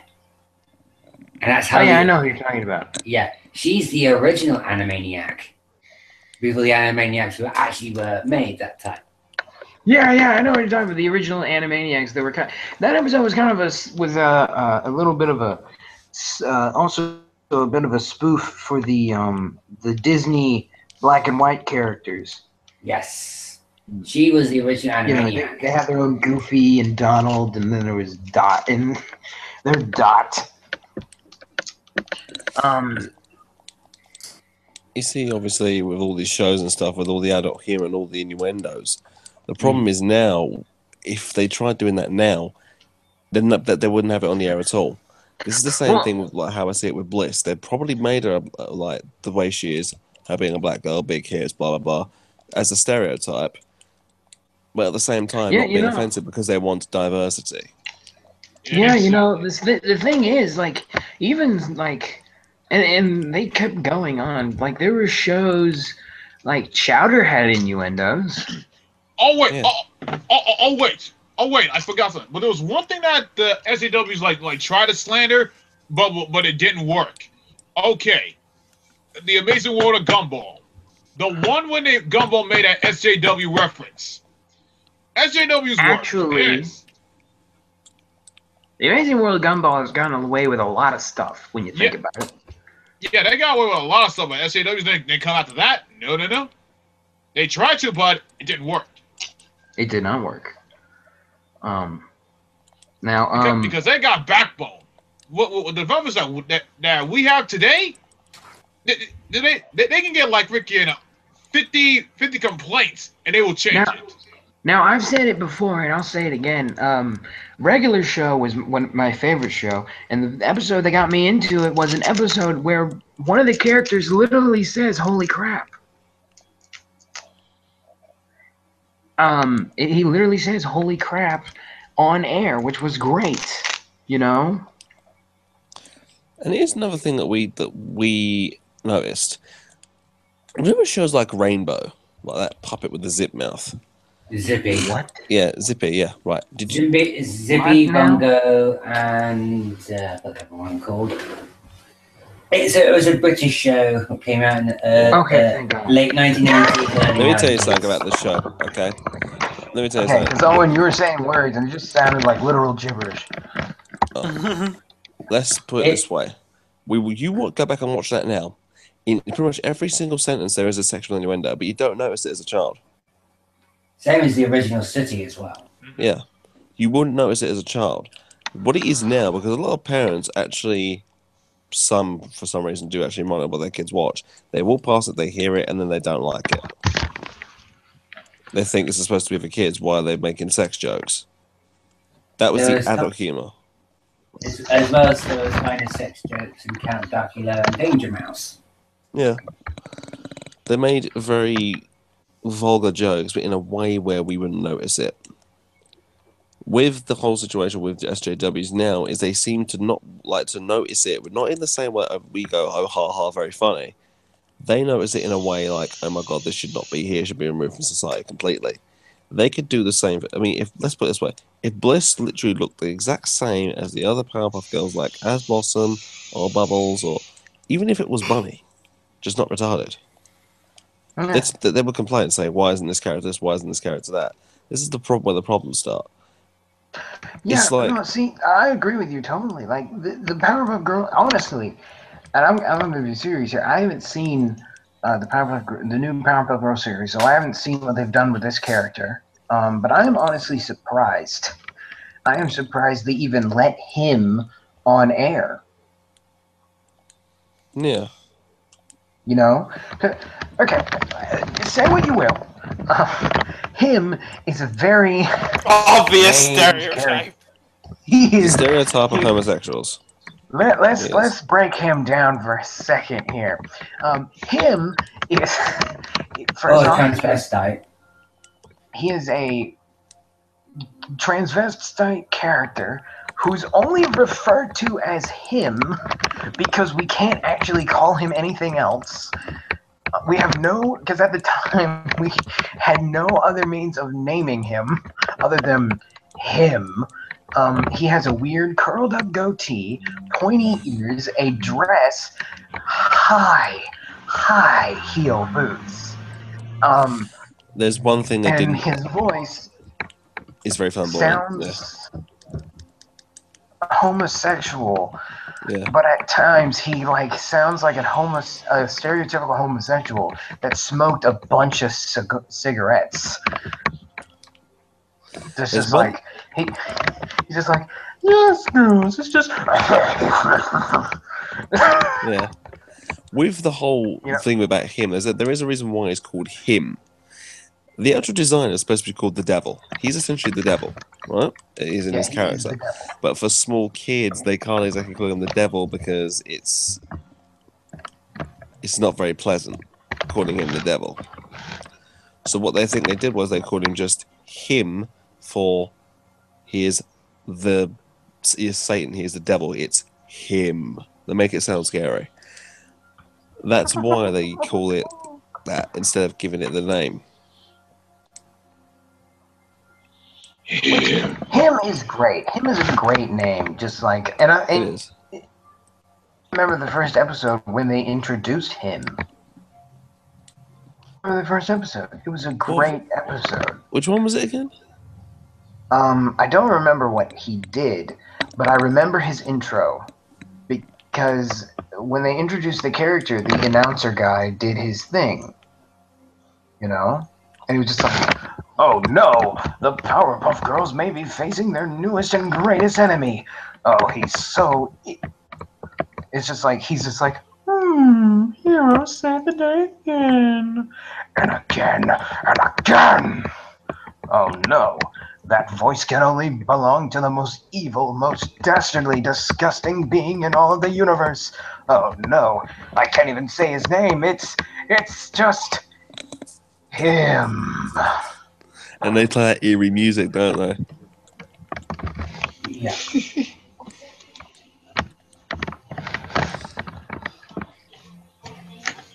That's what they've always done with that particular character. And obviously there are other characters that are generally offensive to Americans. I mean, look at Fuzzy Lumpkins. He's the stereotypical redneck. He is the redneck. Yeah, you got what other villains you got Green Gang, which is the common youth, like gang youth. Yeah. What other ones we got? We got Princess Morbax, the snobby. Let's be honest here. The Amoeba Boys are kind of Brooklyn kind of stereotypes. Yeah. Yeah, they're like a gang that's like just can't. They're like the germ mafia. With obviously, here's the thing. Another villain that's very sexualized. Seducer. She's always seducing someone. She tries to. I mean, there's an episode where she seduced the mayor. Next one was the Gangreans. Yeah, but the Egyptian. Seducer. She's not used that much. Does not use that much. Yeah, she wasn't used that much. Obviously, the outfit she wore was quite well. It was basically lingerie, but I mean, it wasn't. It was no him. Yeah, it was. Yeah, it was lingerie. Practically, yeah. But it's practically lingerie. It was practically lingerie. Yeah. That's all you can really say about it. Like every villain has something behind them. But the problem now is with the SJWs, you can't really make a unique character in that way because it will somehow, some way, offend someone. But it's like you can't please them anyway. Like if you try to fix them, they'll still find a way to brag about it. Yeah, exactly. This is why. I mean, let's put it this way: if Bliss turns out to be a decent character, then good on him. However, I think people are just judging her because of the way she looks already before they've even started the show. I don't know if they've aired it already, if she's actually got any character. If she does turn out good, then fair enough. But there are so many theories behind who she is, what she's doing, how was she made, that sort of thing. The theories that everyone's come up with are quite big. But I suppose we'll see what happens, to be honest.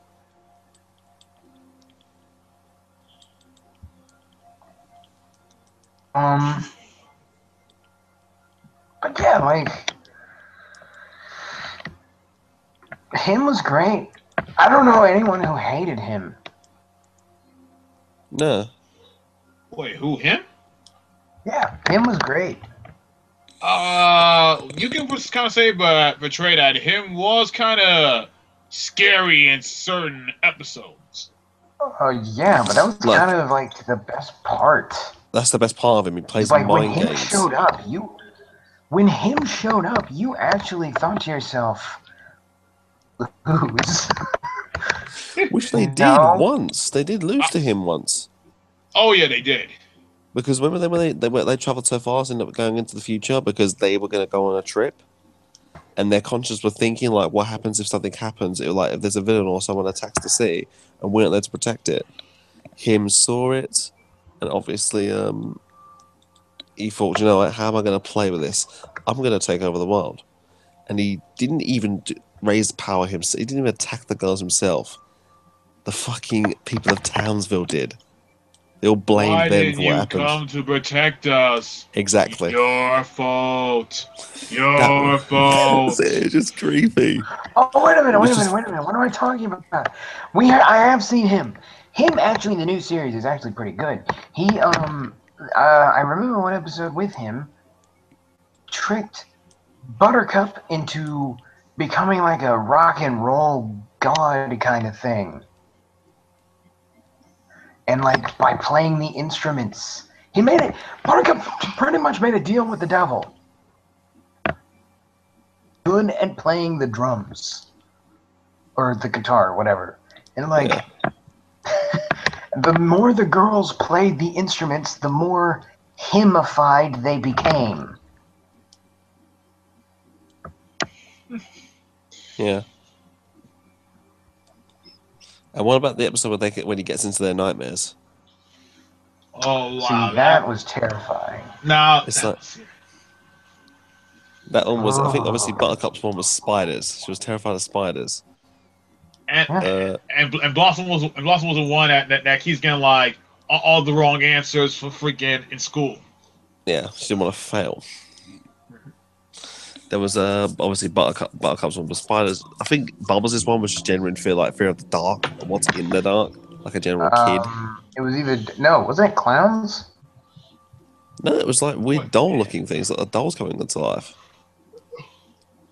Oh yeah, being alone in the dark without her sisters. And Blossom was scared of failure. Yeah. Every time she got a wrong answer, there was always a penalty. A harsh penalty, all right. Like the floor opens up, and it's just the void. Yeah. And then you got to think about him's lair is just him lives in that channel. He lives on that channel that never comes in. You know the channel. You know the channel in your cable box. It's just snow. That's where him lives. That's where he lives. He's in like his own universe. He's in his own universe. Yeah, he lives in that channel, watching everyone through their TVs. I tell you what, that's how he actually notices Powerpuff Girls doing things. Like the episode where they take over the fucking child's doll, as they take over Octi. Just remember the name. He was watching them on the TV fight one of his demons, like one of his villains. That was the dragon they created. Yeah, he lives in the snowy channel that never comes in. He just lives there. And obviously, he lives there. And there's just one line that Bubbles says where I hate it when you guys fight, and he constantly rewinds that specific part. He thinks, I'm going to do something with this. He's going to turn them against him, and then he's going to attack them when they're vulnerable. So Bubbles got put in a situation where she was all on her own, started talking to her dolls, and then boom, him takes control of it. Yeah, and even then, like him has constant. He looks at constant clips from past episodes, and just like trying to figure out, what is going to be able to destroy those Powerpuffs? And it's like, there was one. And then it's like he sees the Rowdy Rough Boys were the only thing that were able to defeat them. That was by kissing them. Yeah, except for by kissing them. So instead, he brought them back, and instead of their kisses destroying them, it made them more powerful. Yeah. So the one thing they have to do is destroy the Rowdy Rough Boys' pride. Insult their masculinity. Hurt their pride. That was too good. I mean, they pantsed one of them, they bit one's tongue, they did makeup on one of them. It was ridiculous. Oh, it was great. You can't beat. I mean, that's the thing. You couldn't beat that show. Like every episode had something funny about it. Oh yeah. Oh dang! I still. Oh, go ahead. It's like when they capture one of the Rowdy Rough Boys and Bubbles has to go in there. Oh yeah. Especially the part when one of the Rowdy Rough Boys like say, "Don't you love cockroaches?" Then eat it. I'm like, oh shoot. I was like, oh shoot, Bubbles' cover was going to be blown, but somehow, nope, it went through. And then Bubbles come out saying, "It sort of tastes like chicken." What? I'm like, oh god. And obviously, you think to yourself, what's Bliss gonna have? What kind of characteristics is she gonna have? Ah man, she's gotta have something unique. She's gonna be the sassy one. She's gonna be the sassy one. Trust me. If she's a sassy one, I'm gonna say, okay, you SJWs, now you're taking the stereotype a little too far. No, they're gonna turn around and say that's racist. They will. They'll turn around and say it's racist. But I don't think she'll be sassy. I don't think so. It don't look like it would be. I could be wrong. No, she doesn't look like she's gonna be that bad, but she's not gonna be. What I tell you exactly what just happened. That would be funny. That would be funny. Bad. She's definitely not gonna be good. Let's just start there. But it's definitely going to be something interesting. It's been a while since we've had a new character onto the show. So, we'll see where this goes. Each of the Powerpuff Girls has their own little gimmick, whereas like Bubbles is very girly, very childish, loves to do girly things. Whereas Buttercup is a tomboy and will beat you up. Yeah. And Blossom is the smart one. Yeah. And she's the smart one, and she's very tidy and organized. Yeah. Very tidy and organized. What is Bliss gonna be? And that's the question you ask yourself. What is Bliss gonna do? You think that shit? No. Then the ratings are gonna drop extremely high. If that's the case. No. Go on. Huh? What? No. What are you suggesting? It's really stupid. I don't think I want to do that. What are you suggesting? I'm suggesting that she might have like the same traits, some of the same traits as all three of them put together. Are you telling me we have a character who has the violent tendencies of Buttercup? Mm-hmm. The voice, the high-pitched scream and squeal of Bubbles, and the, we'll say, brains, intelligence of Blossom.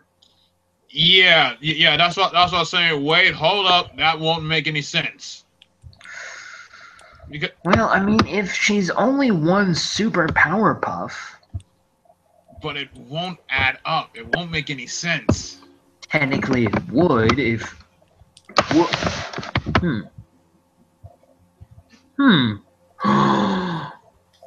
Retro. What's up? Now that is a theory.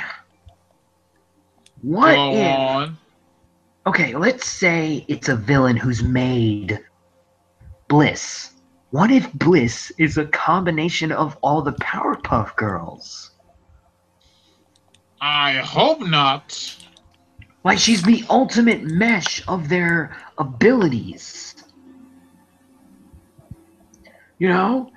Like, if it is a him job, then just making a Powerpuff, yeah, you're right, that doesn't make any sense. But taking parts, taking the DNA of each Powerpuff Girl, like say, taking a strand of hair from their brushes, and then mixing them together to make one super Powerpuff Girl that's as strong as Buttercup and as smart as Blossom, but as a way to defeat him has Bubbles' compassion and innocence, that sort of thing. and innocence. That's Bubbles' thing. You know, she's the nicest one of the three. You know? She's the nicest one of the three, but however, make her angry and God fucking help you. Yeah, but then it's like, if she has like all the traits of it, then it's like, what's the point of having the Powerpuffs anyway? That's simple. The one thing that's simple. It's simple. If Bliss betrays him, which she'll inevitably do, him will destroy her. And then poof, there's no more Bliss and no more Super Powerpuff Girl. Let's see, but I don't think him's gonna be the one that's gonna create Bliss. No. Oh, come on, Retro. Are you telling me you don't want to hear this line? Just like, oh, congratulations. You beat the big bad him. Well, too bad. And then it's just like, poof, Bliss. I guess what? Like, don't get me wrong, Grant. Happy family. On my watch. Now, don't get me wrong, Grant. I would love to see something like that. But I just don't see it for some reason. I just don't. You make a very good point. But I'm really rooting for a him villain because him is our heavy hitter, people. He is our heaviest of hitters. Let's put it this way: him has control pretty much anything in that particular universe, of the Powerpuff universe. He can pretty much do anything. He can control time. He can create. He can bring back people from the dead. He can do anything. Why can't he create another Powerpuff Girl, like his own personal one? He pretty much resurrected the Rowdy Rough Boys. Bringing back the Rowdy Rough Boys, we'll admit that was a smart idea, and the Rowdy Rough Boys almost beat them, and him knows this. I mean, the Rowdy Rough Boys only had a fatal flaw, and that is that they're not real Powerpuff Girls. So they're not as strong. They're not as powerful as them. They're not really Powerpuffs. You know, and if him was calculating, he would think to himself that each Powerpuff Girl brings something to the table. You know, each one has something that makes the three of them unstoppable.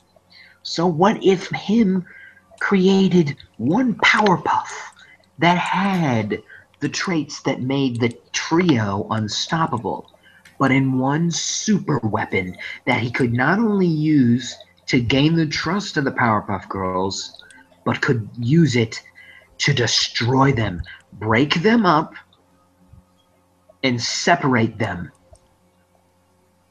Because think about it. You throw in a fourth member, and you have people taking sides. It's possible that Bliss could be chaos, could bring chaos to the team, and make the Powerpuff Girls hate each other. And then they split off to be solo superheroes. You know? And then, you know, Bliss and Bubbles kind of get together, you know, because, like, and then Bubbles kind of makes Bliss see the error of her ways by you know, kind of activating the compassionate part of Bubbles that she got, and she just feels terrible about it, and then she tries to bring them back, and him doesn't like this, and then the girls have to fight him to save Bliss. And if they fail, Bliss dies. Or Bliss sacrifices herself to destroy him. Or stop him. If the ratings are bad, that is. Yeah. Yeah, I mean, this could definitely bring the ratings back. If there was going to be someone to bring back the ratings, it would be him. And once again, the day is saved for the first time thanks to Bliss. It sounds very cheesy, however, it does sound like an episode. It does. It does sound like an episode. It sounds like a good one, too. Like, it sounds like your epic event. Him is your perfect villain with the ultimate power who could create an ultimate evil. He could create an evil ultimate enough to not only break up the Powerpuff Girls, but take them out one by one. Yeah. Yeah. I mean, separate, the Powerpuff Girls are just too easy to defeat. They don't know what they're doing.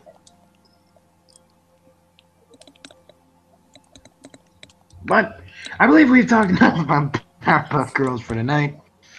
Yeah. Until next time, everybody. He's Yami Owen. Where is Yami? Yeah, I'm here.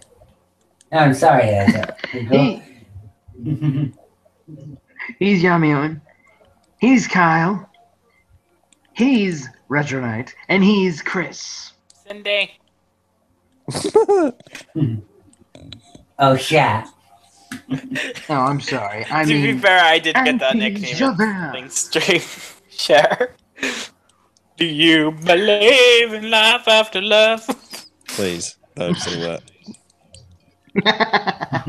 Okay, then. I'll skip it. If I could turn back time, I would stop myself singing it. Okay.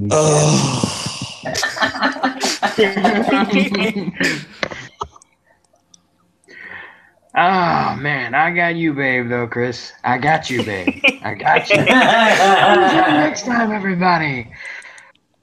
Bye-bye. Bye, nerd.